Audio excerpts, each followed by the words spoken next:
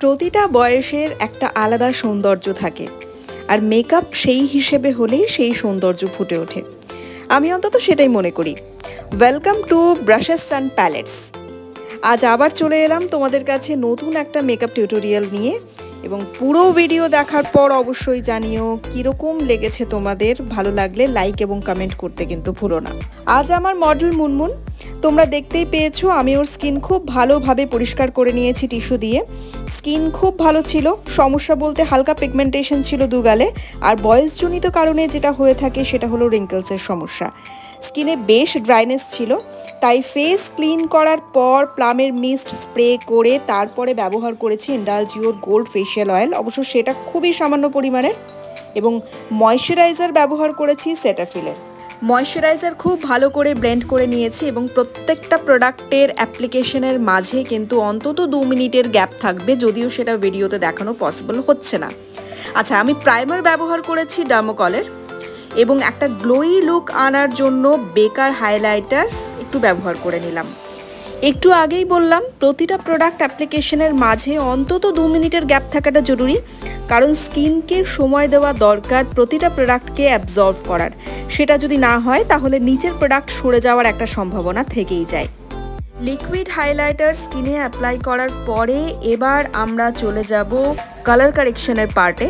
শপারেলের Z প্যালেটে dark shade দিয়ে আমি ওর স্কিনের যে ডার্ক স্পটসগুলো আছে সেগুলোকে ঢেকেছি। শুধু মুখে নয়, গলাতেও যে যে অংশগুলোতে মনে হবে ডিসকালারেশন রয়েছে সেই অংশগুলোতে কালার কারেক্টার অ্যাপ্লাই করতে হবে। এবং ব্রাশ দিয়ে অ্যাপ্লাই করার পর খুব ভালোভাবে আমরা একটা ড্যাম্প বিউটি ব্লেন্ডার দিয়ে পুরো প্রোডাক্টটাকে ফেসের মধ্যে ব্লেন্ড করে নেব। এরপর ফাউন্ডেশনের পালা। পিএসির এইচডি ফাউন্ডেশনের শেড নাম্বার 4.5 এবং 1.6 এই দুটো শেডকে মিক্স এবং ম্যাচ করে আমি মুনমুনের স্কিনে ব্যবহার করেছি। তোমরা দেখতেই পাচ্ছ আমি ব্রাশ দিয়ে ফাউন্ডেশনটাকে ব্লেন্ড করছি। শুধু ব্রাশ নয়, আমি এরপরে ড্যাম্প বিউটি ব্লেন্ডার ব্যবহার করব ফাউন্ডেশনটাকে আরও ভালোভাবে ব্লেন্ড করতে, এবং সেটা ভীষণ হালকা হাতে। এই সময় আরও একটা গুরুত্বপূর্ণ বিষয় আমি বলে রাখি, যাদের ফাইন লাইন্স বা রিঙ্কেলসের সমস্যা রয়েছে তাদের জন্য স্পেশালি চোখের তলাতে প্রোডাক্টের লেয়ার্স যত কম হবে সেই সমস্যাগুলো তত কম ভিজিবল হবে। সুতরাং ফাউন্ডেশন ফেসে অ্যাপ্লাই করার সময় আমরা চোখের তলায় কোনো রকম আলাদাভাবে ফাউন্ডেশনের লেয়ার দেব না। ফাউন্ডেশনের পরে চলে যাব হাইলাইটিংয়ের পার্টে। নিয়েছি এলএ গার্লের কনসিলার। এই ক্ষেত্রেও খুব ভালোভাবে ব্লেন্ড করব। দেখো আমি কনসিলারটাকে একটা ব্রাশ দিয়ে একটু হালকাভাবে ব্লেন্ড করে নিলাম। তারপরে আমি ড্যাম্প বিউটি ব্লেন্ডার দিয়ে সেটাকে ব্লেন্ড করব। বারবারই আমি বলছি বেশি প্রেশার দিয়ে প্রোডাক্ট ব্লেন্ড করব না।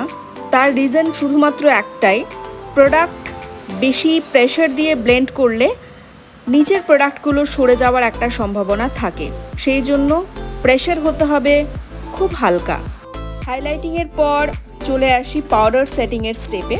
আমি এখানে কে বিউটির পাউডার দিয়ে ওর আন্ডার আইজ খুব ভালোভাবে সেট করে নেব। তারপরে সামান্য পরিমাণের পাউডার দিয়ে সেট করে নেব পুরো face. Extra powder dust off করে নেব পাউডার ব্রাশ দিয়ে। তোমরা দেখেইছো ক্রিম হাইলাইটিং করলেও আমি ক্রিম কন্ট্যুর করিনি। এবার আমি কন্ট্যুরের স্টেপে চলে আসবো পাউডার সেটিংয়ের পরে।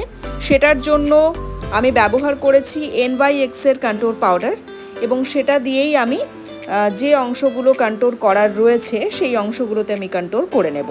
কন্ট্যুর পাউডারকেও খুব ভালোভাবে স্কিনের সাথে ব্লেন্ড করতে হবে, না হলে ওই যে ন্যাচারাল ব্যাপারটা সেটা কিন্তু পাওয়া যাবে না। যদি আলাদা আলাদাভাবে ফেসের মধ্যে প্রোডাক্ট বোঝা যায় তাহলে কিন্তু সেটা আর্টিফিশিয়াল লাগবে। তাই ব্লেন্ডিং হতে হবে খুব স্মুথ, তবে আমরা মেকআপের ওই ফ্ললেস ব্যাপারটা অ্যাচিভ করতে পারবো। এবার চলে আসবো ব্লাশারের স্টেপে। ব্লাশার ব্যবহার করেছি আমি মেভিলিনের, খুবই সামান্য পরিমাণের, এবং পুরোটা কমপ্লিট হওয়ার পর স্ম্যাশ বক্সের সেটিং স্প্রে দিয়ে সেট করে নেব। স্প্রে ড্রাই করার পরে আমি ফরএভার 52 এর কম্প্যাক্ট দিয়ে হাইলাইটিং যে জোনগুলো সেগুলোতে একটুখানি হাইলাইট করে নিয়েছি। এরপরে ফিরে আসবো আই মেকআপ কমপ্লিট করার পর। দেখতেই পাচ্ছ আমি স্মোকি আইজ রেখেছি এবং আইব্রোজও আমার ইতিমধ্যেই কমপ্লিট হয়ে গেছে। এবার একটুখানি ফেসের মধ্যে শাইন অ্যাড করার পালা। আমি ব্যবহার করেছি ম্যাকের হাইলাইটার।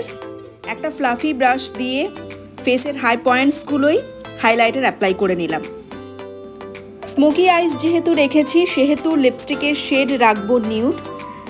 ব্রাউন কালারের একটা লিপ লাইনার দিয়ে লিপসটাকে ড্র করে নিয়ে আমি লাগিয়ে নেব নিউড শেড। যদিও দুটো কালারকে মিক্স অ্যান্ড ম্যাচ করে আমি ওর লিপ শেডটা তৈরি করেছি। শেষে অ্যাড করেছি একটুখানি লিপ গ্লস। যেহেতু লিপস্টিকের প্যালেট থেকে লিপ শেডগুলো আমি নিয়েছি, সুতরাং আলাদা করে শেড নাম্বার বলা পসিবল হচ্ছে না। লিপস্টিকটা পরানো হয়ে গেলেই আমার কমপ্লিট হয়ে যাবে পুরো মেকআপটা। এরপরে আমি একেবারে ফিরবো হেয়ার স্টাইলের পর। হেয়ার স্টাইলের পর এই হলো কমপ্লিট মেকওভার। অবশ্যই জানিও তোমরা কেমন লেগেছে তোমাদের।